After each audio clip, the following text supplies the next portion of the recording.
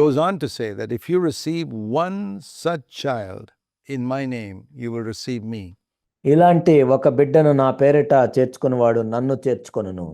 Now you got to compare this with the other verse which we considered earlier when Jesus said to his apostles in Matthew 10 and verse 40. ఈ వాక్యాన్ని ఇంతకుముందు యేసుక్రీస్తు ప్రభువారు మత్తయి సువార్త 10వ అధ్యాయం 40వ వచనంలో అపోస్తలులతో చెప్పిన మాటతో మనం పోల్చి చూసినట్లయితే, that whoever receives you receives me. That means when you receive an apostle of Jesus Christ, you are actually receiving Christ. మిమ్మును చేర్చుకొనివాడు నన్ను చేర్చుకొనును అంటే మీరు ఒక అపోస్తలుని చేర్చుకున్నట్లయితే యేసుక్రీస్తు ప్రభువుని చేర్చుకున్నట్లే. But there are not many apostles in the world. కానీ ఈ లోకంలో ఎక్కువ మంది అపోస్తలు లేరు. I can count on my fingers of one hand the number of apostles I met in my life. నా జీవితంలో నేను కలుసుకున్న అపోస్తలుని చూసినట్లయితే ఒక చేతికి ఎన్ని వేళ్ళు ఉంటాయో దాంతో నేను లెక్క పెట్టొచ్చు. Of 53 years as a believer, there are not at all many apostles in the world. 53 సంవత్సరాలుగా నేను విశ్వాసిగా ఉంటున్నాను. ఈ లోకంలో చూసినట్లయితే అనేక మంది అపోస్తలు ఏమీ లేరు. So how in the world can I receive Christ? ఆ విధంగా అయితే మరి నేను క్రీస్తుని ఏ విధంగా చేర్చుకోగలను? Well, you can receive a little child. It's the same word. కానీ నువ్వు ఒక చిన్న బిడ్డను చేర్చుకోవచ్చు. అదే వచనం. Whoever receives an apostle receives me, Matthew 10:40. And whoever receives a child, Matthew 18:5, also receives me. మత్తయి సువార్త 10వ అధ్యాయం 40వ వచనంలో ఎవరైతే మిమ్మల్ని చేర్చుకుంటారో నన్ను చేర్చుకున్నట్లే. మత్తయి సువార్త 18:5లో ఇలాంటి ఒక బిడ్డను నా పేరిట చేర్చుకున్నవాడు నన్ను చేర్చుకొనును. And children are more abundant than apostles. They're everywhere. అపోస్తలులతో పోల్చి చూసినట్లయితే పిల్లలు సమృద్ధిగా ఉంటారు. ఎక్కడ చూసినా పిల్లలు ఉంటారు. So if you want to receive Jesus, receive a child in Jesus' name.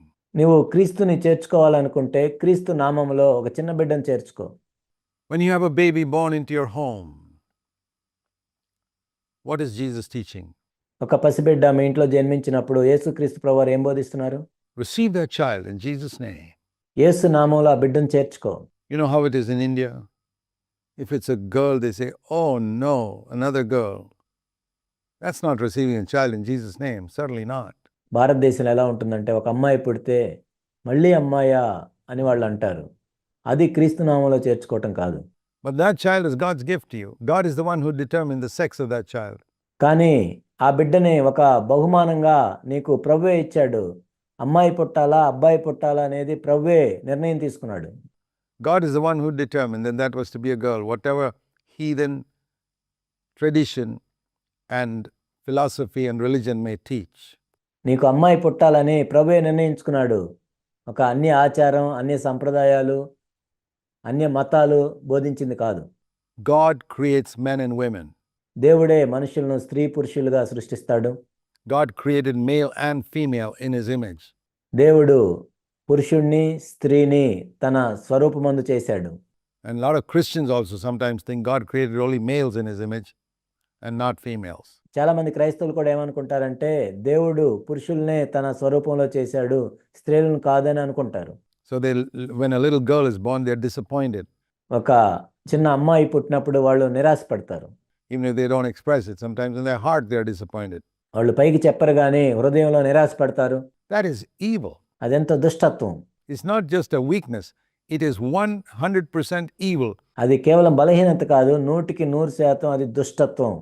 It's the mark of an unbeliever. It's the mark of an atheist. అది ఒక అవిశ్వాసి గుర్తు, ఒక నాస్తికుని గుర్తు. Who doesn't believe in God. దేవుణ్ణి నమ్మని వ్యక్తి గుర్తది. If you get a daughter and you say, oh no, why another daughter? ఒక అమ్మాయి పుడితే ఏంటి మరలా అమ్మాయేనా అనటం. Well, God decided that you needed a daughter. నీకు అమ్మాయి అవసరమని దేవుడు నిర్ణయించాడు. And that God is going to fulfill a great plan through that little girl. ఆ చిన్న అమ్మాయి ద్వారా దేవుడు గొప్ప ప్రణాళిక నెరవేర్చుకుంటాడు. So it's very sad. I mean, I can understand heathen people, godless atheists having that attitude. దేవుని లేని నాస్తికులు, అన్యులు అలాంటి వైఖరిని కలిగి ఉంటే అర్థం చేసుకుంటాను. కానీ But when Christians have that attitude, I'd say they are no better than those godless atheists. క్రైస్తవులు కూడా అలాంటి వైఖరిని కలిగి ఉన్నట్లయితే దేవుని లేని నాస్తికుల కంటే వీళ్ళేమి శ్రేష్ఠులు కాదు. They are Christians only in name. In actual fact, they are godless atheists. వాళ్ళు పేరుకే క్రైస్తవులు కానీ నిజానికి వాళ్ళు దేవుని లేని నాస్తికులు వంటి వారు. Who got a Christianized religion. ఏదో క్రైస్తవ మతాన్ని కలిగి ఉన్నారు. But they're not spiritual.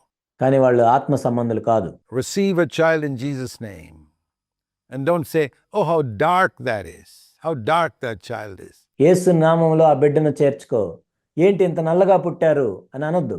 Does God create dark children? Does He create only white children? దేవుడు కేవలం తెల్లగా ఉండే పిల్లల్ని పుట్టిస్తాడా? నల్లగా ఉండే పిల్లల్ని దేవుడు పుట్టించడా? What all wrong ideas born again Christians have who behave exactly like the heathen when it comes to this area. Receive that child in Jesus' name. తిరిగి జన్మించిన క్రైస్తవులు కూడా అన్యుల వలె ఇలాంటి వైఖరిని కలిగి ఉంటూ ఉంటారు. యేసు నామములో ఆ బిడ్డను చేర్చుకో. And don't judge your child just because he's not as intelligent in school as somebody else is. Everybody's child can't come first in the class. వేరే వాళ్ళ పిల్లలతో పోల్చి వాళ్ళకున్న తెలివితేటలు లేవని మీ పిల్లల్ని నిందించవద్దు. ఎందుకంటే అందరూ కూడా తరగతిలో ఫస్ట్ ఏమీ రాలేరు. Accept your child with whatever measure of intelligence God has given him. నీ బిడ్డకి దేవుడు ఎంత తెలివితేటలు ఇస్తే దాన్ని అంగీకరించు. Receive a child in Jesus' name. యేసు నామములో ఆ బిడ్డను చేర్చుకో. Dear brothers and sisters, this is a fundamental aspect of true Christianity. నా ప్రియ సహోదరి సహోదరులారా, నిజమైన క్రైస్తవ్యానికి ఇది ప్రాథమికమైనది.